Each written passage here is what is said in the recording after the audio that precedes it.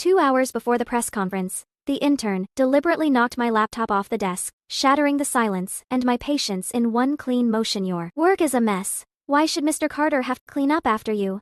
The girl's face was stiff with righteous defiance, like she truly believed she was in the right. The entire office froze. Before I could say anything, my fiancé stepped forward and placed himself in front of her, shielding her with his body. Emily's new Ryan Carter said firmly. Don't take your frustration out on a young girl. I looked down at my laptop. The screen was black, casing cracked, completely dead. Press conference was scheduled to start in 2 hours. I straightened, calm enough to surprise even myself. All right, I said. Then, let Emily handle the presentation. Emily Lee froze. She clearly hadn't expected me to hand it over so easily. Ryan frowned, confusion flashing across his face. He instinctively tried to pull her behind him again, but she twisted away, stubborn as ever.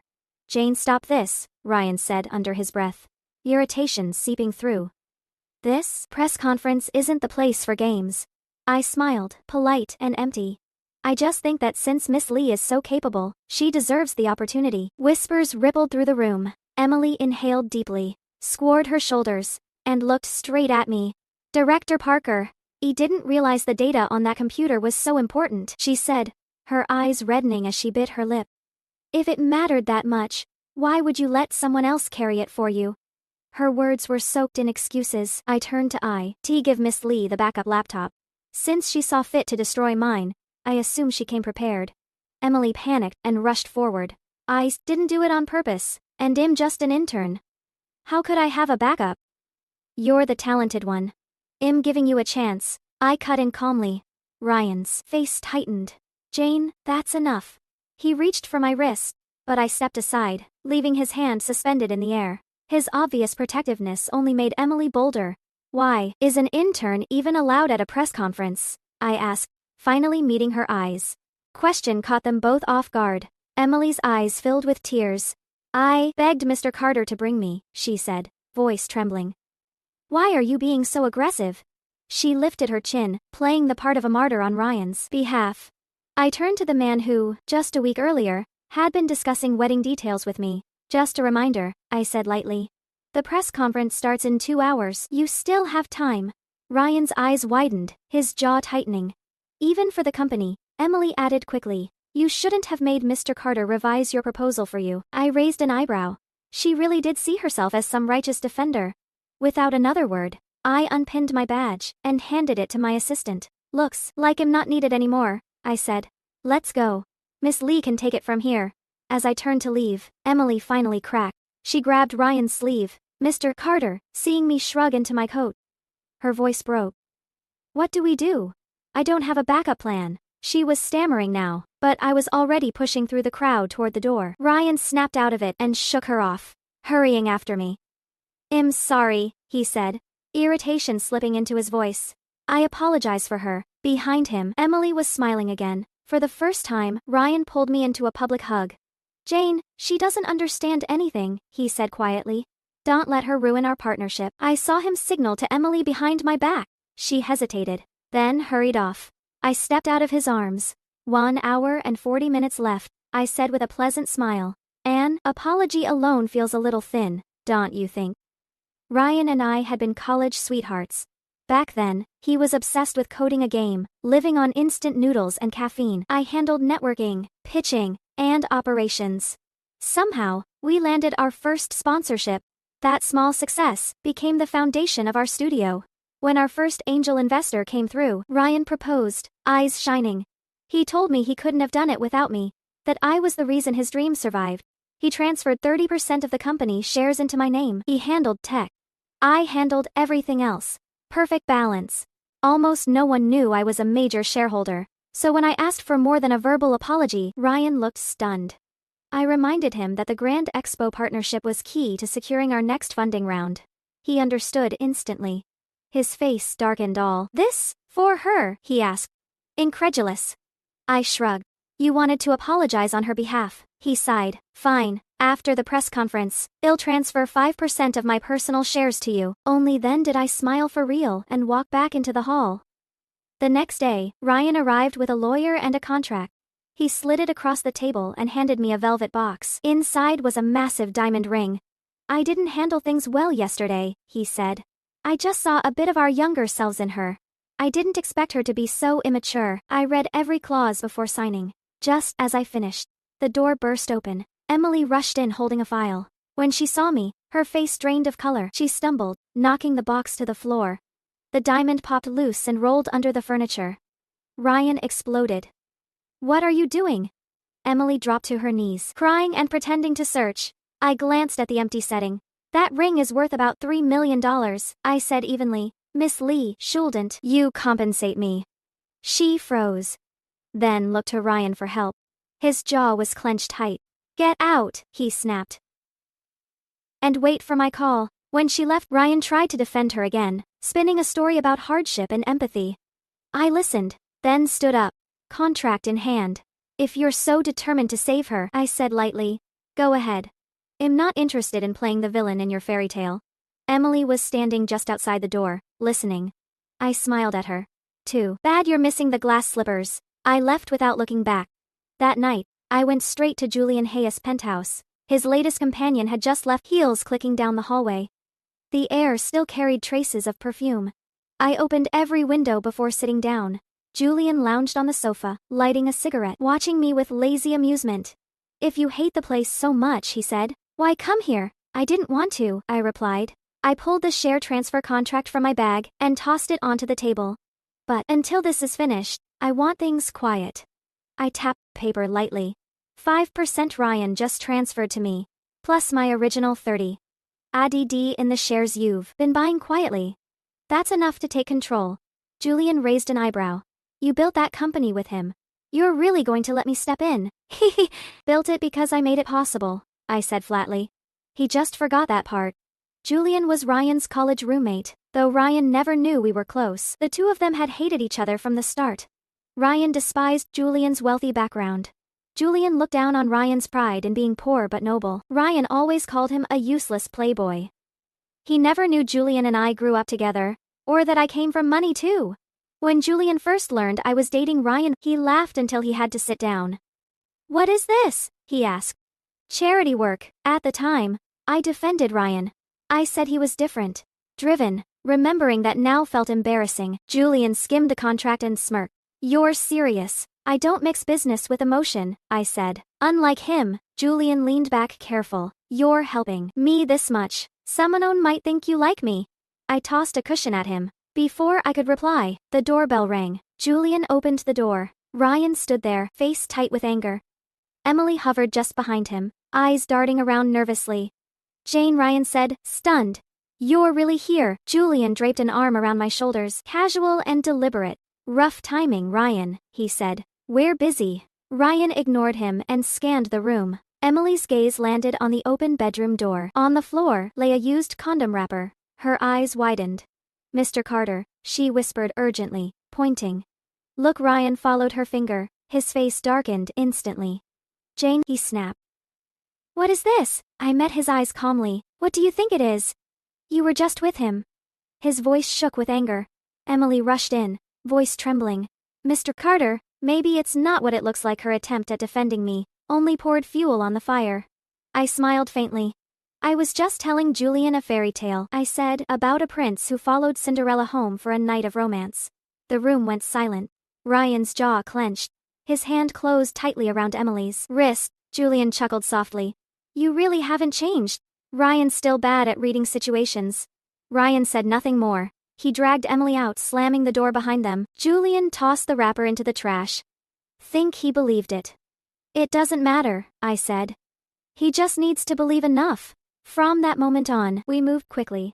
Julian continued acquiring minority shares. Quietly, efficiently. Ryan was distracted, convinced I had betrayed him, and still reeling from the shock. He stopped paying attention to the numbers.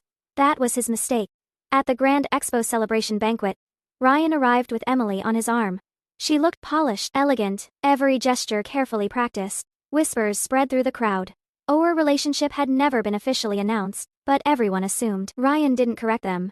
He introduced Emily openly, smiling as he spoke about new beginnings, subtly framing me as someone who had refused to let go. Julian appeared at my side and wrapped an arm around my waist, pulling me close. The room went quiet. Ryan's smile vanished.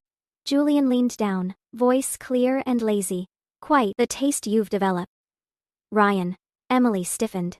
Jane, she said sharply, gripping Ryan's arm. How can you humiliate him like this, in front of everyone? I glanced at her hand on him.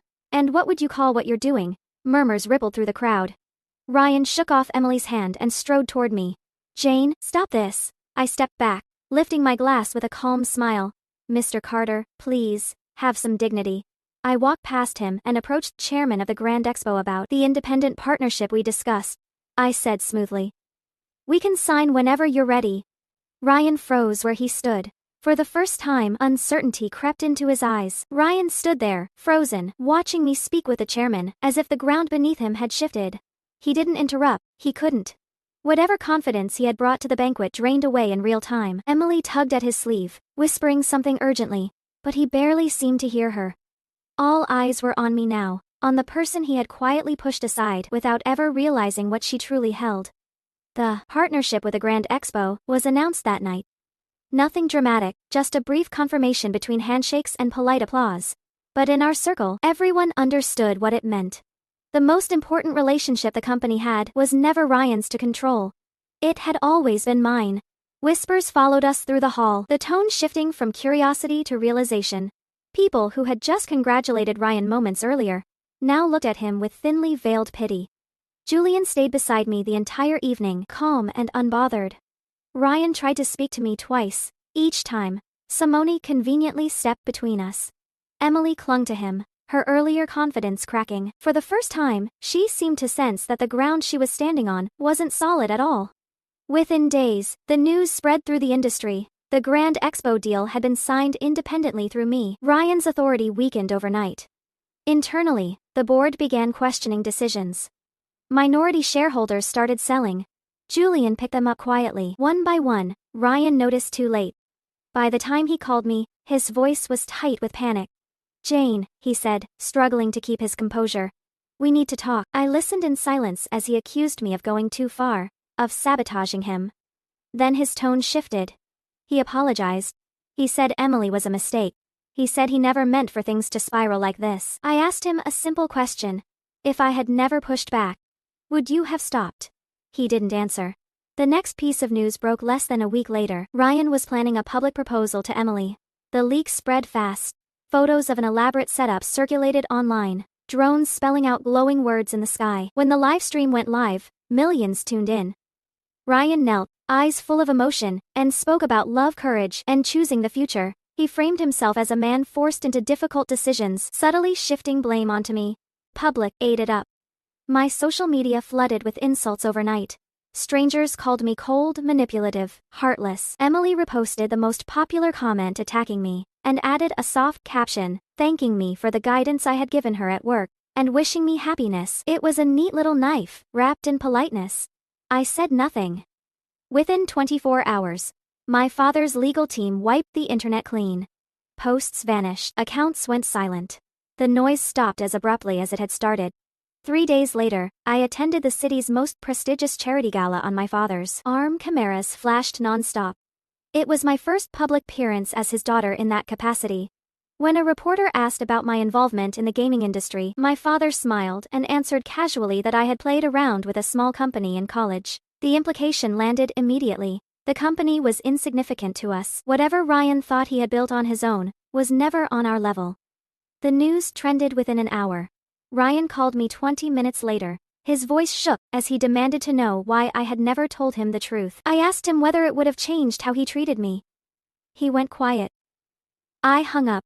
That night, his car was parked outside my apartment. He looked exhausted when he saw me, eyes bloodshot, voice thick with desperation. He apologized again, said the proposal was a mistake, said he only did it to make me jealous. He swore I was the only one he had ever loved. I let him talk until he ran out of breath. Then I handed him an invitation. My birthday party, I said softly. Next Friday. Come if you want. Hope flared in his eyes, raw and immediate. He promised he would. He said he'd bring me a surprise. He smiled. He didn't know Emily had received the same invitation. On the night of my birthday, the Miller estate was lit up like a film set. Luxury cars lined the driveway. Cameras flashed non-stop. From the dressing room upstairs, He watched the live feed on the monitors, calm and patient. Ryan arrived early. He stood stiffly in the center of the hall, eyes fixed on the staircase, rehearsing whatever apology or declaration he planned to give me. He kept checking his phone, straightening his suit, trying to look confident. The doors opened. It wasn't me. Emily walked out first, draped in an overly dramatic sequined gown, makeup flawless, smile carefully practiced. Relief washed over her face. When she saw Ryan, she hurried toward him, reaching for his arm. Ryan's face went pale. He recoiled as if burned. Grabbing her wrist, he dragged her into a corner, his mouth moving furiously. Even from the monitor, could see the tension in his shoulders. Emily's composure shattered. She cried openly, mascara streaking, while guests pretended not to stare. Then my father's voice echoed through the hall. "Thank you all for coming tonight," he said warmly. "I'd like to give special thanks to Mr. Ryan Carter. Jane's little college project benefited greatly from his efforts." Ryan looked up, hope flooding his expression. Emela's face drained of color. There were misunderstandings. My father continued smoothly, "But we were classmates once. It's best to look ahead." Applause followed. Ryan exhaled, straightened his tie, and stepped forward, convinced the moment was turning in his favor. My father paused, smiling, "And now, I have another piece of happy news to share." He turned and extended his hand toward the top of the stairs. I stepped into view. The room went silent. I am proud to announce the engagement of my daughter, Jane Parker, to Mr. Arthur Thorne. Ryan's mouth opened, but no sound came out. Emily stood beside him. Trembling, she grabbed his sleeve and dragged him toward the exit as if fleeing a fire. Ryan stumbled after her, turning back again and again, staring at me like someone watching the last door close. After the party, my phone lit up non-stop. When I finally answered, Ryan's voice cracked with rage and desperation. "You lied to me," he said hoarsely. "You said you forgave me. You said we could start over." "I did exactly what you did," I replied calmly. "You called it love. I call it strategy." He insisted. It wasn't real. That he loved me. That he would break things off with Emily immediately.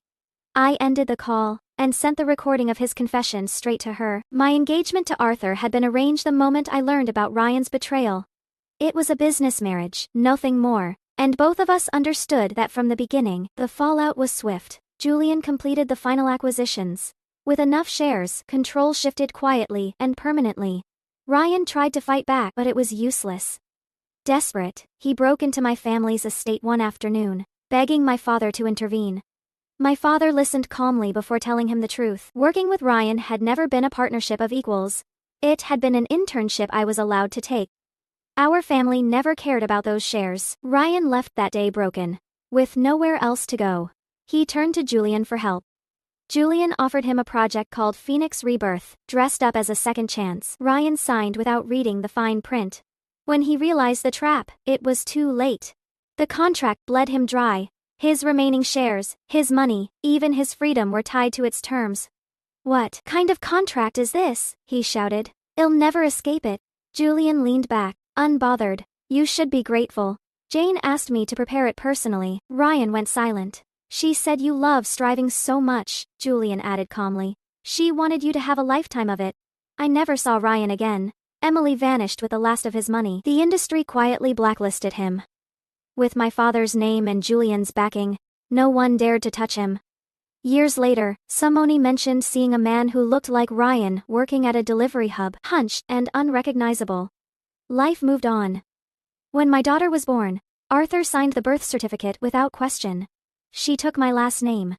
Our marriage remained an agreement, nothing more. On my daughter's 7th birthday, I was braiding her hair when the news played softly in the background. A man named Carter had murdered his ex-girlfriend during a violent dispute before turning himself in. The victim's name appeared on the screen. Emily, my hand froze. I turned off the television and pulled my daughter into my arms, holding her tightly, breathing in the scent of her shampoo. I felt a chill run through me.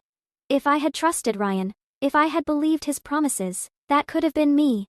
"Mom," my daughter asked quietly. I smoothed her hair and smiled. "Remember this," I told her gently. "In this world, it's better to be the hunter than the prey."